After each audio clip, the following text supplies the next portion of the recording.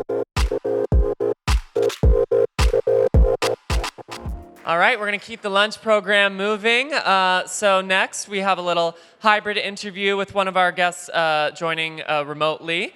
But I'm going to hand things over to Mark Brackett. Mark is a professor and director of the Yale Center for Emotional Intelligence. He's a professor in the Child Study Center at Yale. His research focuses on the role of emotions and emotional intelligence in learning, decision-making, creativity, relationships, health, and performance. Mark is the lead developer of Ruler, an evidence-based systemic approach to social and emotional learning. And Mark is going to be joined remotely by Ben Silbermann, the CEO of Pinterest, and they are going to discuss creating an emotionally literate world. So please welcome Mark and our remote guest, Ben.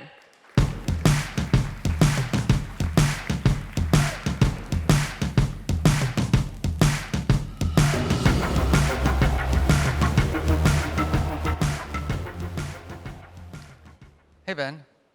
Can you hear me? Mark?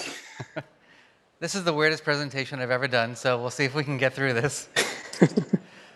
So how's everybody feeling?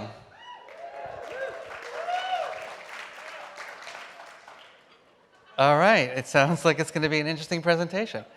So Ben and I are excited to be here today to talk about our presentation, which is called Creating an Emotionally Literate World from Science to Software to Systemic Change. And you heard enough about my background. My day job is I'm a professor at Yale, and I am the founder and director of the Center for Emotional Intelligence, and basically run around the world trying to get people to talk about their feelings. And we're going to jump in right in and give you a little instruction about that. So if you know about the center's work, or if you've read a book that I wrote called Permission to Feel, you probably have seen this tool called the mood meter. And we're going to just take 2 seconds to go through it. So right now, all of you you're here, and you're feeling something. On the x-axis, it says the word pleasantness. So take a moment and think about it right now. -5, you're thinking to yourself something like, what the heck am I doing listening to some professor at Yale and a Pinterest CEO talk about feelings? That's got to be the worst thing to do with my time. Anybody there? No, I hope not. +5, you're thinking to yourself, oh my goodness, an 20-minute presentation on emotions and emotional intelligence. What could be better than that? Okay, no response to that either. All right, this is going to be fun. So please, just take a moment and think about where you are in terms of pleasantness. On the y-axis, it says the word energy. -5, you're depleted. You feel like just jumping back into your hotel room and pulling the covers over your head. +5, you got so much energy, you can't contain yourself. So where's your energy? We have one vocal character. So what I'd like you to do right now is just take a moment and think about that. We got yellow, red, blue, and green. Yellow, high energy and pleasant. How many of you are there in the yellow? Let me hear it. All right. How about green people? You're pleasant, but your energy is kind of low. Okay. Anybody in the red or blue today? All right. So interestingly enough, we've got about 95% of this room in somewhere in the yellow and the green. I'm going to ask you to take 2 seconds to consider the feeling word. What is the word that best describes your feeling? Just internally, got 3 seconds. 2. All right. Mental freeze. Let me get an honest raise of hands. How many of you had some trouble finding the precise word? Hands up high. Really high. Everybody lift it up high. Please look around the room. So I'd say about 75%, right, of our attendees have trouble describing how they're feeling. And that's basically the premise of the tool that Ben and I and a bunch of others have been working on over the last couple of years. And what we know from our research, this is about 25,000 people across the United States. The number one emotion, at least in the real world, for the last 3 months has been anxiety. Obviously, all of you are the chosen ones. None of you are experiencing that, it seems like. There is a cheat sheet to this. This is the inside cover of my book, where we have 100 words that we give you to start with. The app that we're going to be talking about provides even more data than that.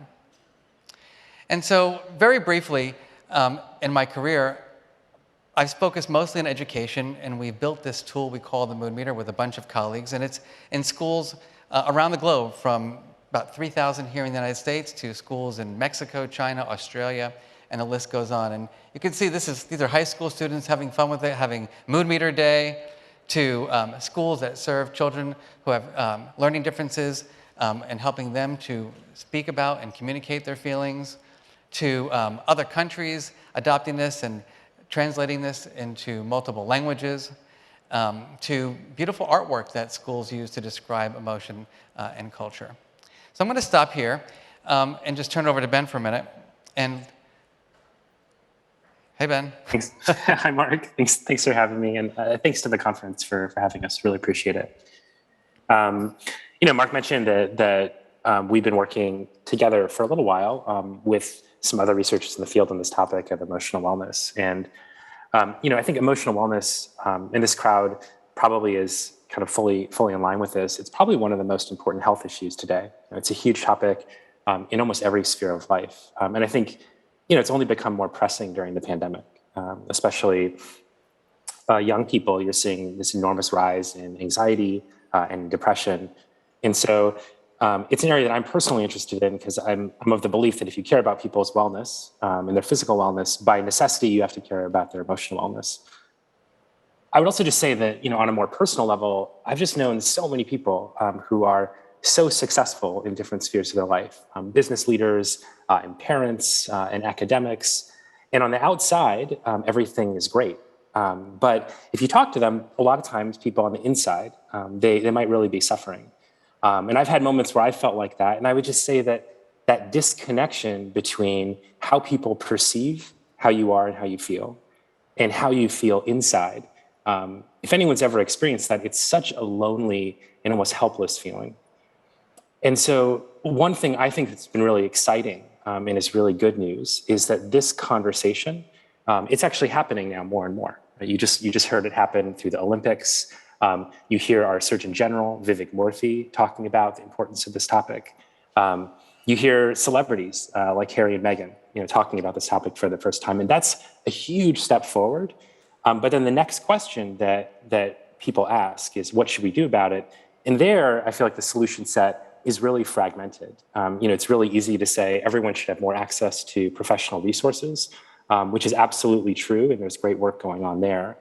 But we also know that a lot of the communities who are most affected won't have access to those resources for a long time.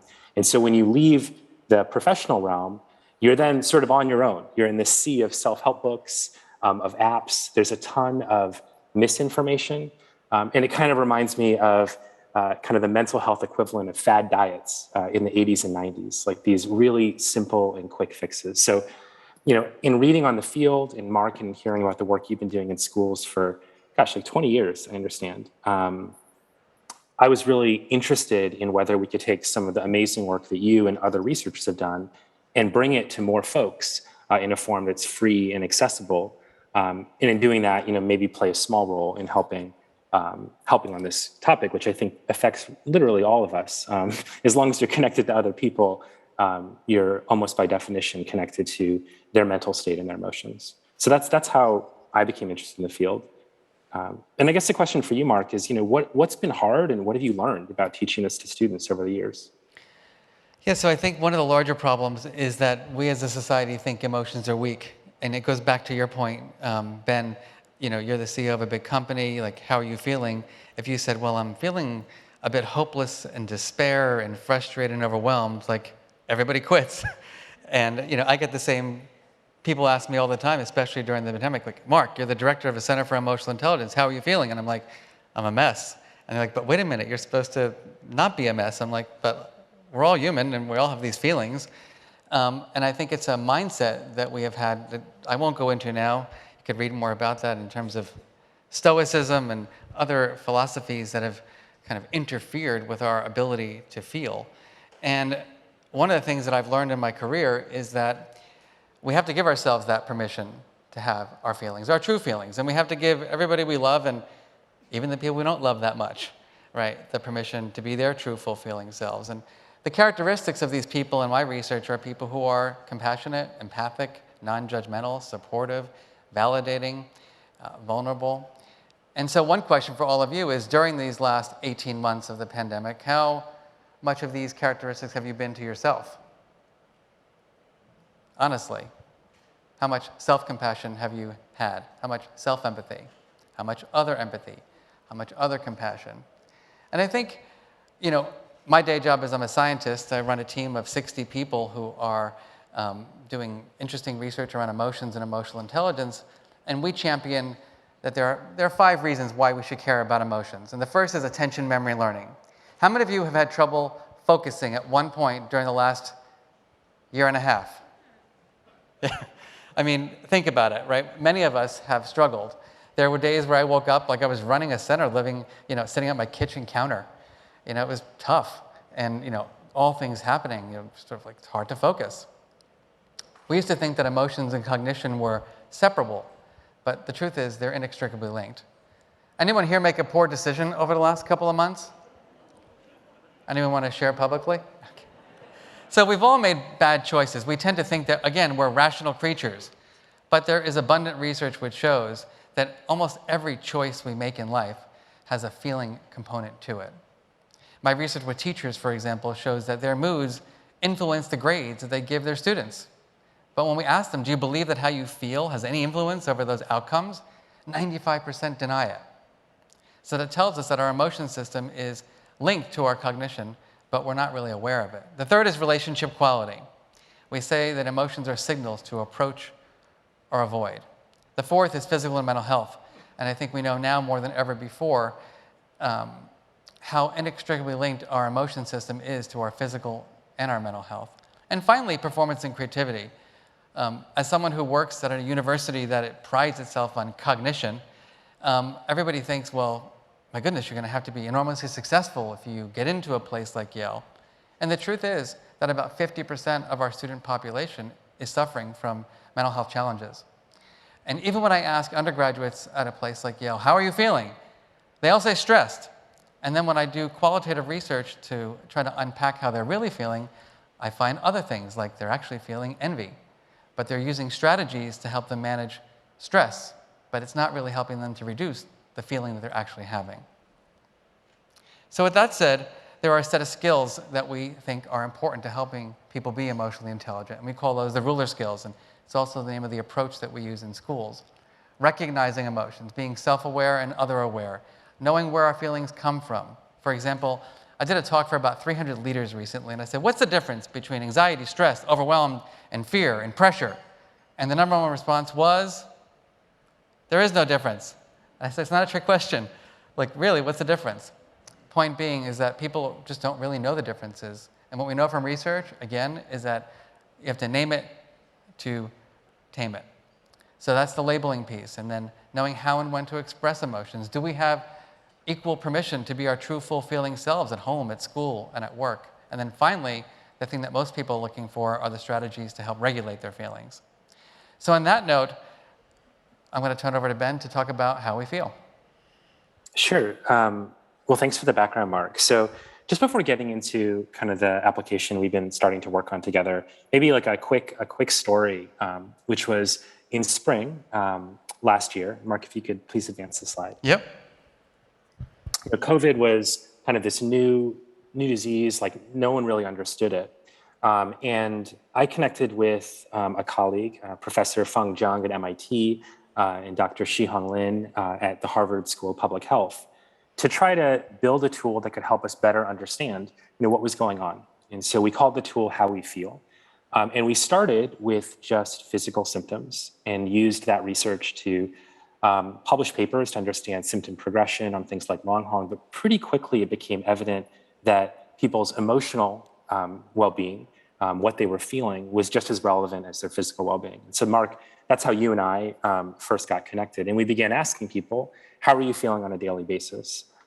Now, my job at Pinterest is, I work with hundreds of millions of users. This survey at its peak, had hundreds of thousands of people filling it in. And that number, hundreds of thousands, might not seem like a lot, but that makes it kind of one of the largest live ongoing data sets of how people are feeling both physically and emotionally.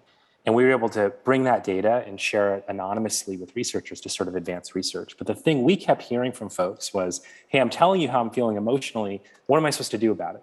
And so early this year, a small group of volunteers started putting together an application that picked up where this application left off. And it's still a pilot, but we wanted to take the opportunity to walk this group through some of the basic concepts.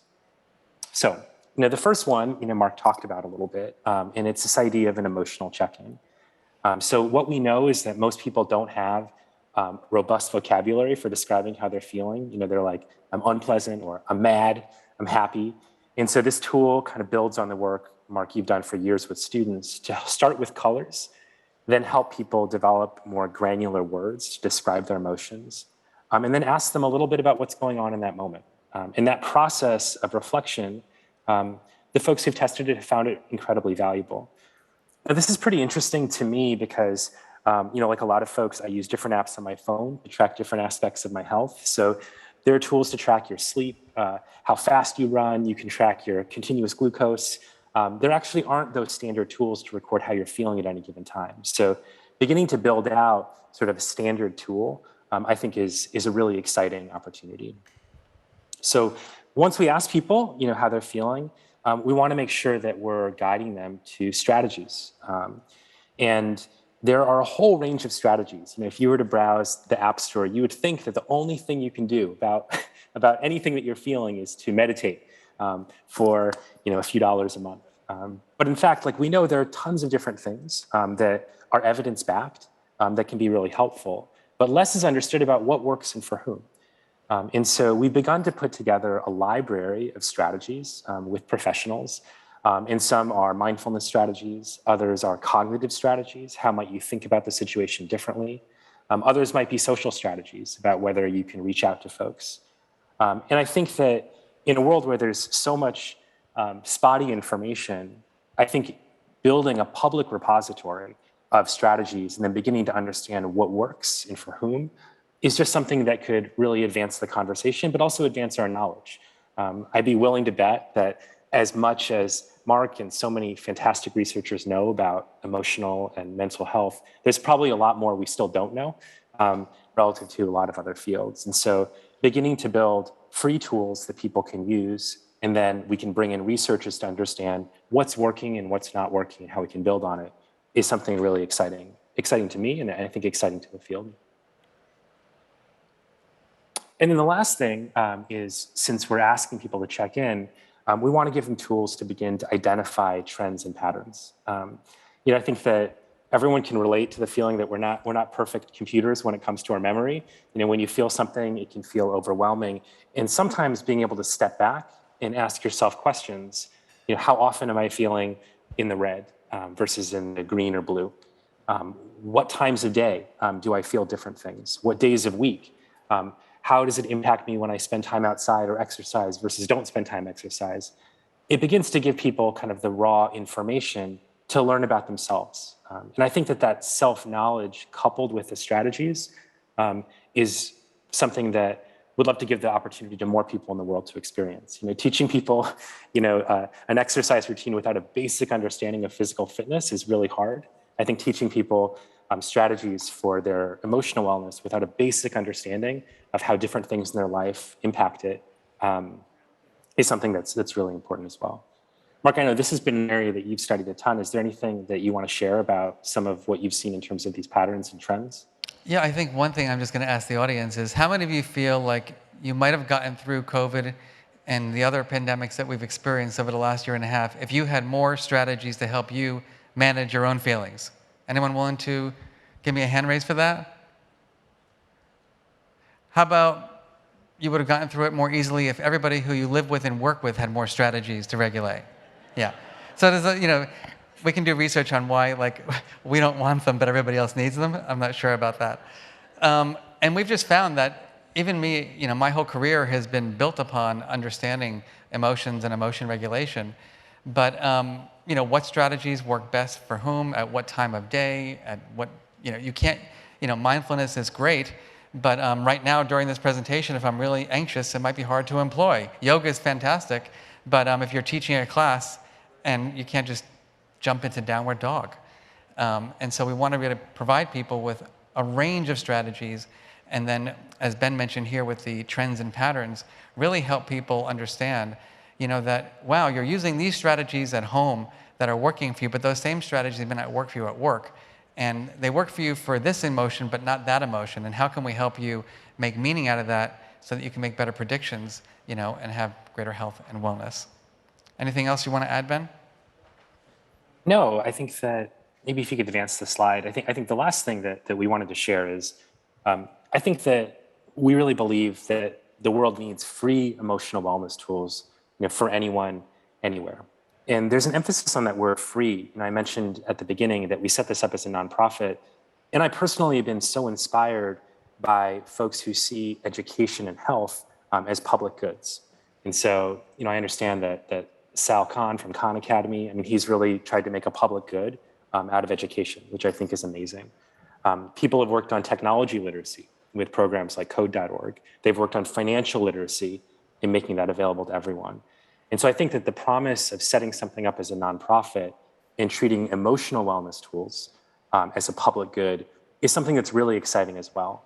Because it may seem like these little subscriptions, $3 a month, $5 a month, they may seem small, but effectively those subscriptions shut a lot of people who could benefit from these tools out from something that I believe, and I know a lot of people believe, is fundamentally just knowledge about how we can all live more healthy and more fulfilled lives.